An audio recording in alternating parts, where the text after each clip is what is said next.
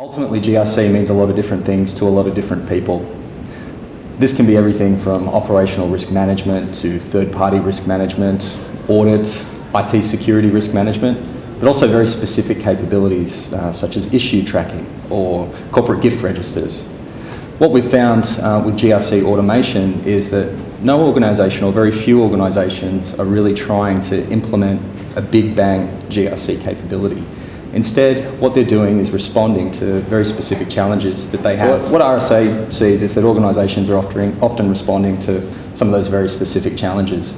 So they'll start in one area and often get success in those areas, which will go out and grow into broader GRC automation capabilities for the organisation.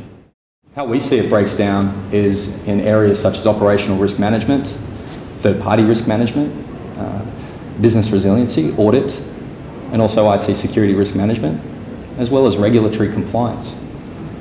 Those areas need to be supported often by processes within the organisation that allow people to collaborate.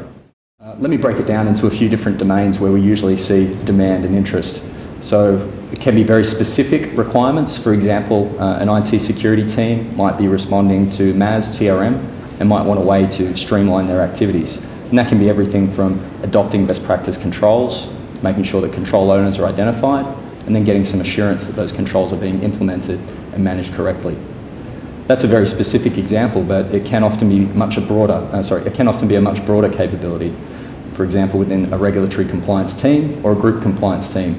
At that level, we're looking for ways to capture all of the organisation's regulations that they need to meet, either locally or if they're operating more on a regional or even global basis, capturing those in a central manner so that we can identify what are the key things that we need to address and deliver as an organisation that is regulated in some manner.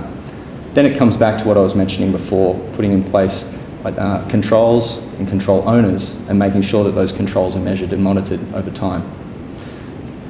Another item that we're seeing of late is the concept of regulatory risk management.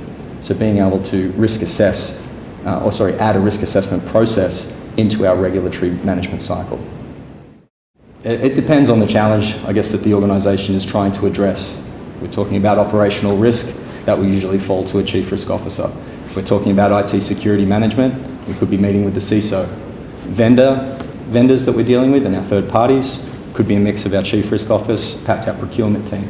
It really depends on the context of what the organisation is trying to achieve. It all comes back to the priorities. What is it that the organisation is trying to achieve? And that's usually driven by their business drivers, the types of outcomes that they're looking for, the types of products and services they deliver to their customers, as well as their regulatory context. What we promote with RSA is an approach that minimises implementation risk, having the right people involved to engage at the right level of the business. Also putting in place processes that deliver incremental value and stage success.